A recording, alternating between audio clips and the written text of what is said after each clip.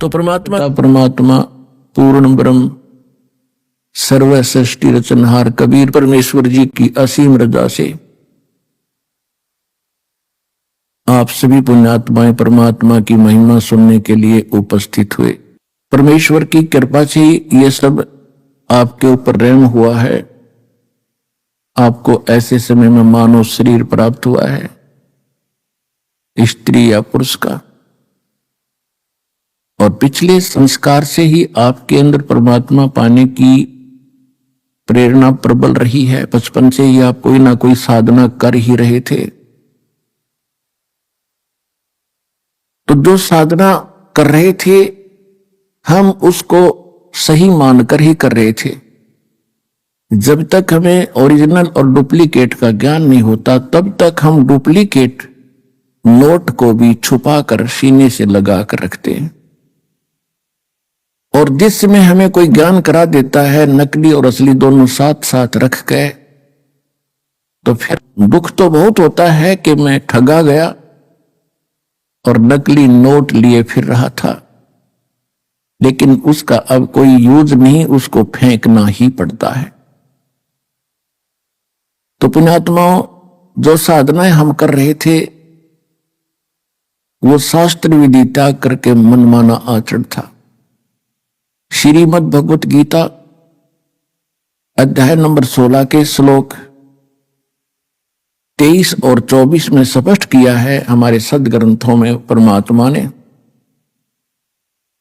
कि शास्त्र विधि को त्याग कर जो मनमाना आचरण करते हैं, मनमानी पूजाएं करते हैं, मनमाने मंत्र जाप करते हैं, उनको न तो कोई सुख होता है, न उनकी कोई सिद्धि प्राप्त होती है, न ही उनकी परम गति होती है। और हम परमात्मा की साधना भक्ति इन तीन कामों के लिए ही करते हैं। हमें या सुख हो, हमें ऐसी ताकत मिले, सिद्धि मिले जिससे हम अपने लोक जा सकें, और परम गति हो। इसलिए गीता अध्याय नंबर 16 के श्लोक नंबर 24 में तुरंत कहा कि अर्जुन, कर्तव्य और अकर्तव्य की व्यवस्था में कौन सी साधना करनी चाहिए, कौन सी ना करनी चाहिए, इसके लिए सदग्रंथों को ही प्रमाण मानना, किसी की दंत कथा पर विश्वास मत करना। तो पुण्यात्माओं, परमात्मा स्वयं आते हैं यथार्थ ज्ञान देने के लिए, क्योंकि जो सदग्रंथ है वो गॉड गिवन है। कौन से सदग्रंथ? पवित्र सूक्ष्म वेद जो भगवान स्वयं आकर बोलते हैं, और पवित्र चारों वेद, सूक्ष्म वेद वो तो कंप्लीट इन ऑल रिस्पेक्ट है, ऑल इन वन है, जिसमें चारों वेदों वाला भी ज्ञान है, श्रीमद् भगवत गीता का भी ज्ञान है, और जिसके अंदर इन पुराणों का भी निष्कर्ष है कि ब्रह्मा विष्णु महेश की क्या स्थिति है, ये अजर अमर हैं या नहीं है, इनकी जन्म मृत्यु होती है या नहीं है, इनके माता पिता हैं या नहीं है। तो ये भी सूक्ष्म वेद के अंदर, यानी सभी ग्रंथों का वो तो सार है, उसके अंदर सब ग्रंथ है। फिर भी एक विशेष प्रचलन हमारे पास रहा है, विशेषकर पवित्र चारों वेदों का, पवित्र श्रीमद् भगवत गीता का, पवित्र पुराणों का। तो इनमें जो पवित्र चारों वेद और पवित्र श्रीमद् भगवत गीता है, ये गॉड गिवन स्पिरिचुअल नॉलेज है, और परमात्मा के दिए ज्ञान को परमात्मा ही समझ सकता है या समझा सकता है। तो स्वयं परमात्मा आते हैं तभी यथार्थ ज्ञान कराते हैं। उस परमेश्वर ने यहां के इन वेदों से कोई लेना देना नहीं होता, ना इस गीता से, ना उन पुराणों से, क्योंकि उस परमात्मा का ही दिया हुआ वो ज्ञान है, और इसलिए वो अपना सारा ज्ञान हमारे लिए स्वयं आकर के पुनः बताते हैं। और इन वेदों को और गीता को हम एक बहुत ही अच्छे ऑथेंटिक सत्य ज्ञान युक्त मानते रहे हैं हम हिंदू धर्म के सभी पुण्यात्माएं। तो इन वेदों और गीता को समझना कोई जीव के बस की बात नहीं, ये तो परमात्मा बुद्धि देता है अपने कृपा पात्र को, तो ये वेद और गीता समझ में आती है।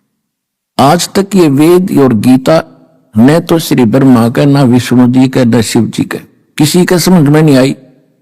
और न ही इन ऋषि महर्षियों को, even writer of the Vedas and Gita and Puranas Shri Ved Vyas ji, ये भी इन सदग्रंथों से अपरिचित थे, इनके ज्ञान से अपरिचित थे।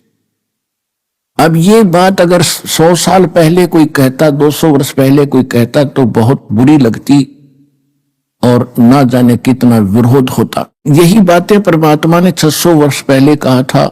परमात्मा के साथ कितना संघर्ष और विरोध हुआ था, और उसी ने दास को ज्ञान दिया और दास ने ये कहना शुरू किया था। और दास के साथ कितना संघर्ष हुआ ये सर्वविदित है। जेल भी झूठे केस में दास ने रहना पड़ा। साथ में आपके भाई बहन जो हमारे साथ संघर्ष कर रहे थे, आपके भाई पहले से लगे थे, इस ज्ञान से परिचित थे, उन्होंने भी बहुत संघर्ष किया इस ज्ञान को आप तक पहुंचाने के लिए। तो कहने का भाव ये है कि ये ज्ञान पहले बोला जाता तो नहीं स्वीकार्य था। परमात्मा ने साथ साथ हमें ऐसे औजार दे दिए, इंस्ट्रूमेंट दे दिए, ऐसे उपकरण दे दिए कि हाथों हाथ सच्चाई आप तक पहुंच गई। सबसे पहले आपको शिक्षित किया। सन 1960-65 के बाद इस शिक्षा की ऐसी बाढ़ ला दी परमात्मा ने, सबके हृदय में ऐसी प्रेरणा कर दी कि अपने बेटे और बेटियों को पढ़ाना ही पढ़ाना है। ये तो हमें पता है कि शिक्षा के बाद कितनों को सर्विस मिली है जिस उद्देश्य से पढ़ा करते थे, लेकिन अब दास की आंखें परमात्मा ने जो खोल दी, पता चला है कि मालिक ने इसलिए पढ़ा था कि मेरे बेटा बेटी मुझे पहचान सकेंगे। आज तक यही अंधेरा रहा कि हम भगवान को पहचान नहीं सके, सदग्रंथों को हम समझ नहीं सके, और जिनको हम विद्वान मानते थे वो संस्कृत भाषा तो जानते थे, व्याकरण भी बढ़िया थी, लेकिन वेद गीता और पुराणों का वो कै नहीं जानते थे। तो पुण्यात्माओं, सौभाग्य आपका, ये सारा खेल भगवान कर रहे, कबीर भगवान आपके लिए। हमारी बुद्धि तो बाद में काम करेगी कि परमात्मा ने ये लीला क्यों की थी।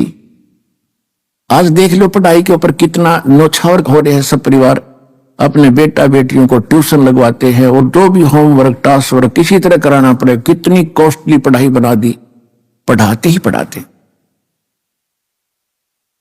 और ये हमें मालूम है कि 10% ही पढ़ाई का जिस उद्देश्य से पढ़ रहे हैं वो लाभ उठाते, 90% अपना दैनिक कार्य ही कर रहे हैं। तो इसलिए हमें परमात्मा ने शिक्षित किया कि आप भगवान को पहचान के और भक्ति करके इस दीर्घ रोग का नाश करवा लोगे, फिर सदा सुखी होगे। असली पढ़ाई तो अब शुरू होगी आपकी, जो दास पढ़ा रहा है।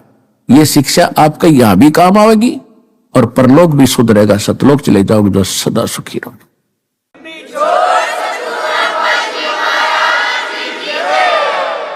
तो प्रसंग चल रहा है कि वो परमात्मा स्वयं आकर ही वो ज्ञान देते हैं, वो विधान बताते हैं। नहीं तो इन वेद और गीता को 5500 वर्ष हो चुके हैं लिखे हुओं को, कागज पर उतारे हुओं को, और इनको याद करके कोई चतुर्वेदी प्रसिद्ध हुआ। 4 वेदों को कंठस्थ याद करना कोई बालकों का खेल नहीं है, वो भी कर लिया।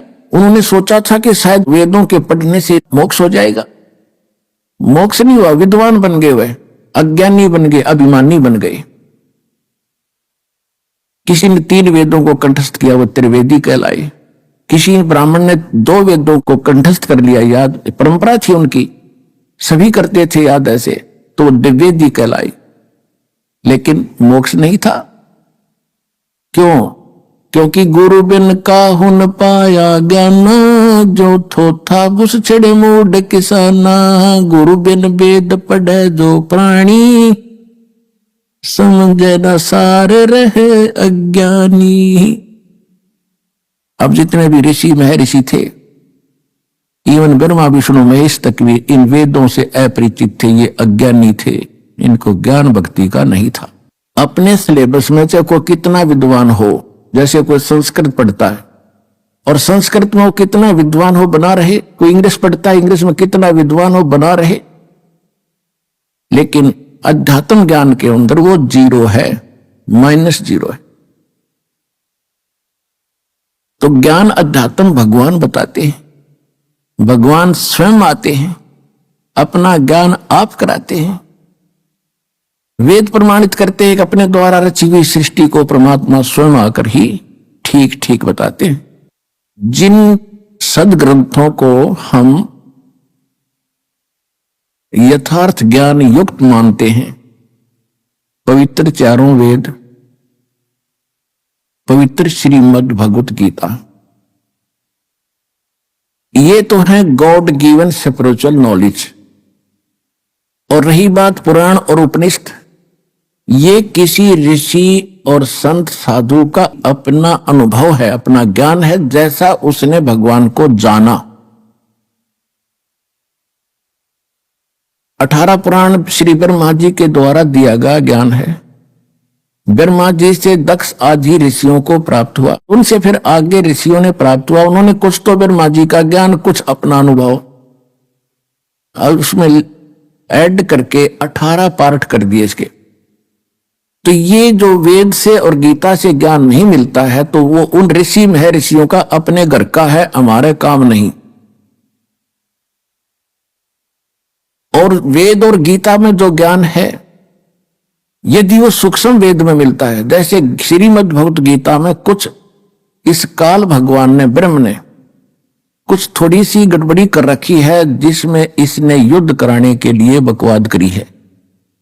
उदाहरण पर्याप्त होता है, दूसरे अध्याय के 37 और 38 श्लोक में ये दोगला ज्ञान दे रहा है। एक तो कह रहा है कि अर्जुन, यदि तू युद्ध में मारा गया तो स्वर्ग प्राप्ति करेगा, और यदि युद्ध जीत गया तो तू पृथ्वी का राज भोगेगा, तेरे दोनों हाथों में लड्डू। यानी लोभ लालच दिखा रहा है। फिर 38वें श्लोक में कह रहा है दूसरे अध्याय के गीता जी में कि अर्जुन, लाभ हानि न भूल के छोड़ के और निष्काम भाव से युद्ध कर ले। इस प्रकार युद्ध करने से तू पाप को प्राप्त नहीं होगा। कोई बात हुई है? लाभ हानि तो पहले आप बता रहा है कि मर गया तो स्वर्ग में जाएगा, जीत गया तो सुख भोगेगा, और फिर नो कह लाभ हानि छोड़ दे। तो ये इस तरह की जो बकवाद है गीता में, ये तो है इस ब्रह्म काल की। बाकी जो शेष ज्ञान है, जो अध्यात्म सत्र का, भक्ति मार्ग का, वो बिल्कुल वेद वाला ही है। ये क्या था कि परमात्मा ने ये कंप्लीट स्पिरिचुअल नॉलेज, जिसको सवसम वेद, सूक्ष्म वेद भी कहते हैं, सवसम वेद भी कहते हैं, परमात्मा ने सबसे पहले जब ये सृष्टि रची थी काल की, इस काल के अंतःकरण में फैक्स कर दिया था, ईमेल कर दी थी। आज से अगर 50-100 वर्ष पहले हम ये ज्ञान देते तो आपका कतई यकीन नहीं होता। अब जो हम भौतिक विज्ञान को देख रहे हैं, परमात्मा की अध्यात्म विज्ञान है, इससे 1000 लाख करोड़ गुना सूक्ष्म और तेज है, ज्यादा एफिशिएंट है। उसको समझने के लिए इतना पर्याप्त है। जैसे आज आप अपने कंप्यूटर से कितना मीटर और कहां भेज देते हो, 1000 किलोमीटर दूर, और बीच में कोई तार नहीं, वहां जाके निकाल लेते हैं, इतना बड़ा ग्रंथ बन जाता है। ठीक इसी प्रकार परमात्मा ने सतलोक से इस काल के हृदय में एक सूक्ष्म वेद कंप्लीट भेज दिया था, और उसका निर्धारित समय रख दिया। जैसे बच्चा पेट में स्थापित होता है गर्भ, और 9वें महीने वो बाहर आता ही आता है, किसी के बस की बात नहीं। ठीक इसी प्रकार जब ब्रह्मा और विष्णु की उत्पत्ति इसने कर दी दुर्गा के संयोग से, यानी दुर्गा देवी और काल ये दोनों पति पत्नी हैं। ये गुप्त रहता है, इसने प्रतिज्ञा कर रखी है कि मैं किसी के सामने नहीं आऊंगा। क्यों? इसने गलती गढ़ी कर रखी है। इसको श्राप लगा 1 लाख मानव शरीरधारी प्राणियों को रोज खाने का। तो ये सामने आ जाए, सबको पता लग जाए ये कसाई है, तो सब इससे नफरत करें, इसलिए छुपा रहता है। गीता अध्याय नंबर 7 के श्लोक नंबर 24 और 25 में स्वयं कहता है कि अर्जुन, ये मूर्ख लोग मुझ अव्यक्तम व्यक्ति में अपनम मननते, मुझ अव्यक्त को, अव्यक्त माने मैं गुप्त रहता हूं, अपनी योग माया से छुपा रहता हूं, मैं किसी के समक्ष नहीं आता। और ये मूर्ख लोग मुझे कृष्ण मान रहे होंगे व्यक्ति रूप में आया हुआ। आई एम नॉट कृष्ण, मैं छुपा रहता हूं, मैं किसी के समक्ष नहीं आता। ये मेरा अटल घटिया विधान है, अनुत्तम अव्यय। तो कहने का भाव यह कि छुपा रहता है और सारा काम करता खुद है, किसी में प्रवेश करके, किसी को प्रेरणा करके। रिमोट इसके हाथ में है 21 ब्रह्मांड के प्राणियों का। तो जिस समय ब्रह्मा और विष्णु और शिव तीनों की इन्होंने उत्पत्ति कर दी और इनको कोमा में डाल दिया और इनकी परवरिश जारी रखी, जब ये युवा हो गए तो इनको कोमा से बाहर कर दिया, सचेत कर दिया। और फिर लंबी कहानी है, लेकिन आज विषय दूसरा है। फिर क्या हुआ, काल के अंतःकरण से, इस ब्रह्म के हृदय से ये सूक्ष्म वेद बाहर आया। ये एक वेद था पहले। इस काल ने देखा कि इसमें तो तेरी पोल खुलेगी और जीवों को सारा पता चलेगा कि परमात्मा कोई और है, उसकी भक्ति की विधि ये है, और इनको ये पता चल गया, ये सब भाग जाएंगे। ये हमें धोखा करके यहां लाया है और इसका निजी स्वार्थ है। 1 लाख मानव शरीरधारी प्राणी रोज खाता, आप देख लो, यहां बुचड़ खाना खोल रखा, कितने बस खड्डे में गिर गई 50 मर गए, कितने भूकंप आ गया, कहीं रेल दुर्घटना, कितने विमान दुर्घटना, हाहाकार मची है। कैसे वैसे डेथ को, नेचुरल डेथ को, बीमारी से मृत्यु, और ये 1 लाख जीवों को रोज खाता है। ये ऊपर का कवर खाने का नहीं है, जैसे बादाम के अंदर एक गिरी होती है उसको खाया जाता है, और ऊपर का कवर खाने का नहीं होता। तो कहने का तात्पर्य यह है कि इसने फिर देखा कि अब बात बिगड़ जाएगी और तेरा तो खेती उजड़ जाएगी। इसने खेती बना रखी है हमारे को, जैसे कसाई बकरे बकरी नर और मादा दोनों छोड़ देता है, वो संतान उत्पत्ति करते हैं और बड़े खुश होते हैं उनको देख करके।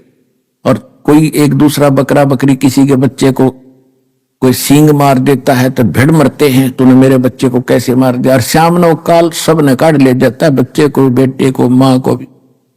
तो हम सब 21 ब्रह्मांड में, इंक्लूडिंग ब्रह्मा विष्णु महेश, हम काल के इस कसाई के बाड़े में रह रहे। परमात्मा ने आके ज्ञान दिया, बच्चों कुछ आंख खोलो, असंग जन्म हो गया, आपने इस कसाई के इस जेल के अंदर दुख पाता। अब ये गोल्डन चांस है, जब निकला जाते इस ज्ञान में ग्रहण करो, हृदय में जचाओ और इस गंदे लोग से मन हटाओ, हटेगा इस ज्ञान से। तो इसने क्या किया, जो विशेष रहस्य और मूल ज्ञान था इसने नष्ट कर दिया। इसने छांट छूट कर 4 वेद रख लिए ताकि ये मिसगाइड भी रहे। कंप्लीट ज्ञान नहीं है चारों वेदों, केवल ओम का नाम है, ओम ब्रह्म तक की साधना है।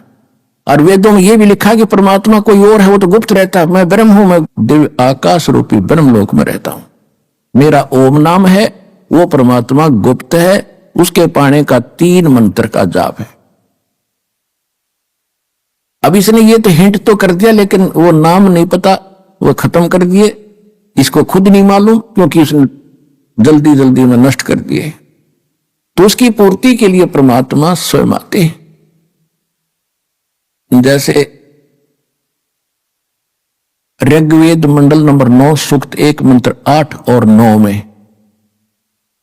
ऋग्वेद मंडल नंबर 9 सूक्त 67 मंत्र 26 में यह स्पष्ट किया है कि वो परमात्मा 3 प्रकार से हमारे केयर टेक करता है, 3 प्रकार के शरीरों से, 3 स्थिति से।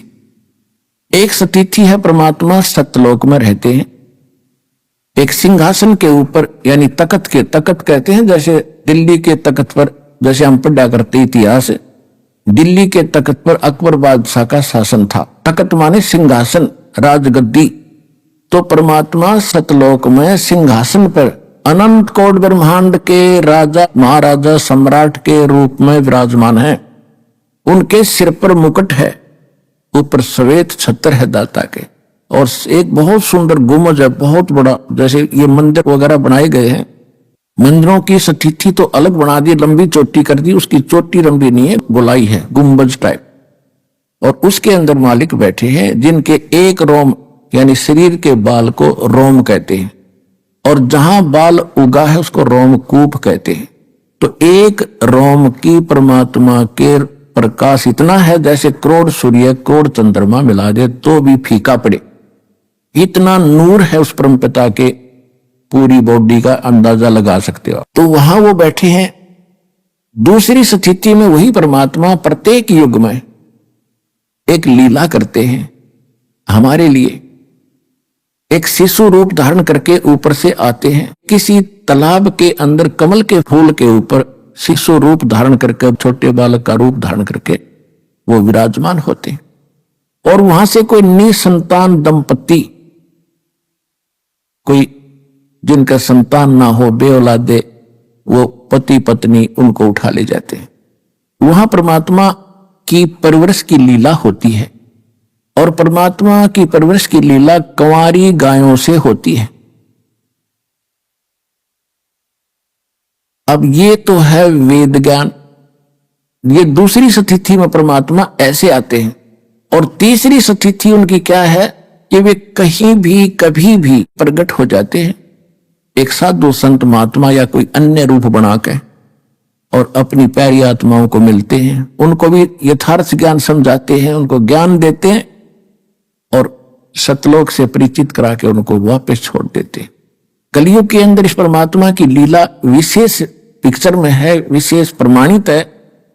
इसी से अंदाजा लगा लेना कि चारों युगों में परमात्मा ने ऐसा ही किया है।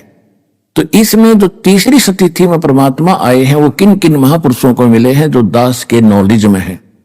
आदरणीय धर्मदास साहिब जी, आदरणीय मुल्कदास साहिब जी, आदरणीय नानक साहिब जी सिख धर्म के प्रवर्तक, आदरणीय दादू साहिब जी, आदरणीय गरीबदास साहिब जी गांव छुड़ानी जिला झज्जर हरियाणा वाले, आदरणीय गीसा दास साहिब जी गांव खेखड़ा जिला बागपत उत्तर प्रदेश वाले, और आदरणीय स्वामी रामानंद जी काशी वाले आचार्य पंडित जी, उनको मिले थे। आज आपको जो परमात्मा कलयुग के अंदर प्रकट हुए उसकी जानकारी देंगे, क्योंकि परमात्मा के ज्ञान को हम समझ नहीं सके। और हमारे धर्मगुरु कबीर परमात्मा को एक दानक, एक शूद्र, एक जुलाहा कह करके हमारे हृदय में उनके प्रति नफरत पैदा कर रखी थी कि वो तो शूद्र जाति का था, अनपढ़ था, वो पता नहीं क्या क्या बकवाद करता था। और यहां तक बकवाद कर रखी थी कि वो किसी विधवा ब्राह्मणी का जन्म लिया था और वो शर्म के मारे कहीं डाल गई थी कि इन लोगों ने तो ठेका ले रखा था, काल के एजेंट बन गए थे, ये भगवान से हमें दूर रखने का एग्रीमेंट कर रहे थे काल से। लेकिन ये एग्रीमेंट कब तक चलेगा मालिक के सामने? परमात्मा ने समय रख दिया था कि चौथा युग जब कलयुग आवे तब हम अपना अंश पठावें। काल फंद छूटा नरलोई, सकल सृष्टि परवानी कोई, घर घर देखो बोध विचारा, सत्य नाम सब ठोर उचारा। कलयुग बीतता 5505 जब ये वचन मेरा होगा सच्चा, कलयुग बीत जावे जब एता, तब सकल जीव परम पुरुष पद चेता। तो इसमें इब आ गया भगवान के बारे में कंप्लीट जानकारी आपको परमात्मा ने इस दास के माध्यम से करवाना है, और वो करवाई दी है। तो क्योंकि परमात्मा परमात्मा ही होता है, उनका कोई भी काम इनकम्प्लीट नहीं होता, उसमें कोई त्रुटि नहीं होती, कोई मीन मेख नहीं होती। तो परमेश्वर स्वयं आए और अपने प्यारी आत्माओं को अपना विटनेस बनाया, गवाह बनाया, साक्षी बनाया। जिन महापुरुषों के शुभ नाम दास ने अभी आपको बताए, इनको परमात्मा ने साक्षी बनाया। इनमें से विशेष रोल जो रहा है एक धर्मदास जी का, और दूसरा रहा है विशेष रोल आदरणीय गरीबदास साहिब जी का, क्योंकि इन दो महात्माओं को परमात्मा ने विशेष ज्ञान दिया है। ज्ञान तो और भी महापुरुषों को दिया क्योंकि भगवान से परिचित करा दिया, लेकिन उनकी जो वाणी थी वो कंप्लीट हमारे हाथ लगी नहीं। और धर्मदास जी के द्वारा जो कबीर सागर, कबीर वाणी, कबीर बीजक, कबीर साखी, कबीर शब्दावली जो भी लिखवाई थी, बीच में लंबा समय बीत जाने से काल के दूतों ने अपने अपने हिसाब से अपनी बुद्धि अनुसार उनमें कुछ परिवर्तन कर दिया, कुछ निकाल दी। कबीर सागर में या कबीर साहिब की वर्तमान चल रही किसी भी लिटरेचर में जो आरती हम करते हैं कबीर परमात्मा की, सामने आप देखते हो, वो किसी में नहीं मिलेगी आपको। और ये है कबीर साहिब की, तो ये उनमें नहीं है, तो ये निकाल दी गई उनके द्वारा। तो उसकी पूर्ति करने के लिए परमात्मा ने धर्मदास जी से कहा था कि 12वां पंथ जब होगा विक्रमी संवत 1774 में उसका जन्म होगा और उसके द्वारा मेरी महिमा की वाणी पुनः प्रकट होगी। लेकिन उस मेरी वाणी को और गरीबदास जी के द्वारा 12वें पंथ द्वारा बोली गई वाणी को वो अनुयायी समझ नहीं सकेंगे। फिर 12वें पंथ में हम आएंगे और सभी पंथ जो अलग अलग हो गया समाज, इनको एक बनाएंगे और पूरे विश्व का कल्याण करेंगे। तो परमात्मा नहीं आए तो दास को भेज दिया, वो ज्ञान सारा देकर और वो शक्ति देकर अपने वाले। अब आपका कल्याण होगा।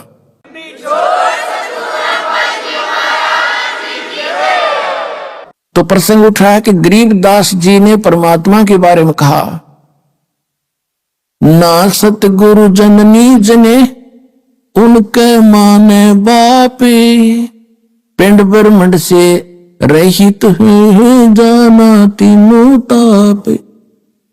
के ना सतगुरु जननी जने, कबीर परमात्मा मां से जन्म नहीं लिया और उनके कोई माता पिता नहीं है। और जब गोरखनाथ जी के साथ गोष्ठी हुई थी और गोरखनाथ जी के छक्के छुड़ा दिए थे, सिद्धि में भी वो फेल कर दिया था, तब गोरखनाथ जी ने पूछा था, भगवान आप कौन हो? मेरे सामने सिद्धि में कोई टिकने वाला आज तक नहीं था। तो परमात्मा कबीर जी ने क्या बताया, अवधू अवगत से चल आया, मेरा कोई भेद मर्म ना पाया। अवधू अवगत से चल आया, मेरा कोई भेद मर्म ना पाया। ना मेरा जन्म न गर्भ बसेरा, बालक बन दिखलाया, काशी नगर जल कमल पर डेरा, तहां जुलाहे न पाया। मात पिता मेरे कछु नाही, ना मेरे घर दासी, जुल्ला का सुत आने कहाया, ये जगत करो मेरी हंसी। मात पिता मेरे कछु नाही, ना मेरे घर दासी, जुल्ला का सुत आने कहाया, जगत करे मेरी हंसी। 5 तत्व का धड़ना मेरा, जानू ज्ञान अपारा, सत्य स्वरूपी नाम साहिब का, वो है नाम हमारा। 5 तत्व का धड़ना मेरे, जानू ज्ञान अपारा, सत्य स्वरूपी नाम साहिब का, वो है नाम हमारा।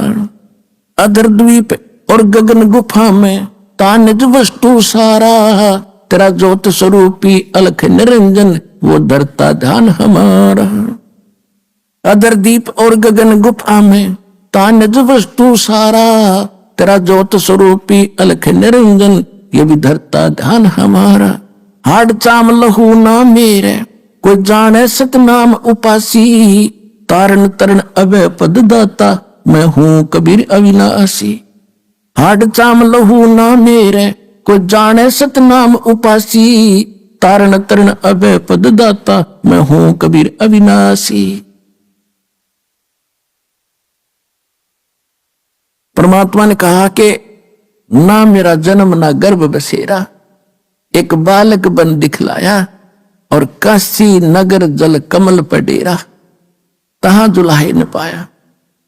भाई मात पिता मेरे कछु नाही, ना मेरे घर दासी, अर्जुल्ले का सुत आन कहाया, यो जगत करे मेरी हंसी। मेरे कोई माता पिता नहीं, ना मेरे कोई पत्नी थी, और कोई संस्कार था पिछला इनके साथ मेरा, क्योंकि ये नीरू नीमा जो जुलाहे थे, ये द्वापर युग में सुदर्शन भगत के माता पिता थे। और सुदर्शन भगत ने एक बात मांगी थी, परमात्मा आपने सब कुछ दे दिया, नाम दे दिया, ऐसा ज्ञान दे दिया, पर दुर्भाग्य रहा मेरे माता पिता का, उन्होंने आपका ज्ञान सुना नहीं, ना आपकी बात मानी, ना नाम लिया दाता। और माता पिता का कर्ज मेरे से उतरेगा कैसे दाता।